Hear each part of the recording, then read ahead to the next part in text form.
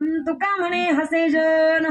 हा, हसतात साधकाच्या परमार्थाला. एखादा नवीन पोऱ्याचा टाळ घेऊन उभा राहिला की मग हसायला सुरुवात होते. का हे कधीच नाही टाळ घेऊन कसं का उभा राहिला बरोबर. कधी अक्षातारात नाही, कोणत्या संस्थेला नाही, कोण्या बोकड शिकाय नाही, कोणत्या संस्थांवरती नाही, कधी दिंडीत नाही, कधी प्रवचनाला नाही, कीर्तनाला नाही, सध्या डायरेक्ट थेट कीर्तनाला टाळ घेऊन. मग तुका म्हणे हसे जन. लोक हसतात परमार्थाला. कुणाच्या? साधकाच्या परमार्थाला हसतात. हा, हसतात. पहिली गोष्ट. दुसरी गोष्ट, साधकाची निंदा करतात.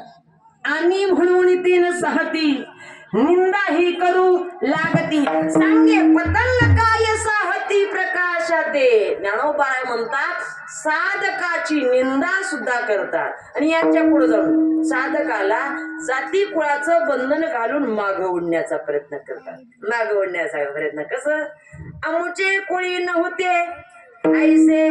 अरे आमच्या कुळात कुणी परमार्थ केला नाही, ते चिप्पिसे निवडले. हा हा, आमच्या कुळात कुणी परमार्थ केला नाही आणि तो तुम्ही कळायला लागले. पण साधक असा भक्कम असतो. तो साधक म्हणतो याती कुळ माझे गेले हरपून, श्रीरंगा वाचून आणून किती व शिकवाल मज वेळोवेळा, मी तया गोवळा रांधली.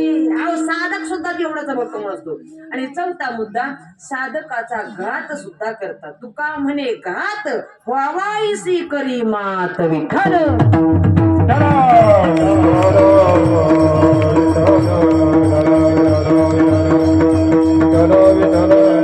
आतल्या जगाबरोबर युद्ध केलं साधकांना, बाहेरच्या जगाबरोबर युद्ध केलं. आणि तिसरी गोष्ट, या साधकाला युद्ध करावं लागतं का?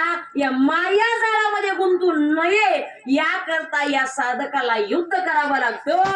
या निवळ निवळ निवळ क्षणभर सुद्धा स्थिर न राहणाऱ्या मनावरती युद्ध करावं लागतं. पण तुकोबाराय म्हणतात युद्ध आणि हा उपदेश या दोन्हीच्या पिंजरामध्ये एकदा का मन अडकलं की मग मात्र याला पक्का उपदेश होणार. आणि हा पक्का उपदेश वारंवार करण्याकरता तुकोबारायांनी अभंगाचं पहिलं चरण नको नको मना गुंतू माया दारी, नको नको मना गुंतू माया दारी, नको नको मना गुंतू माया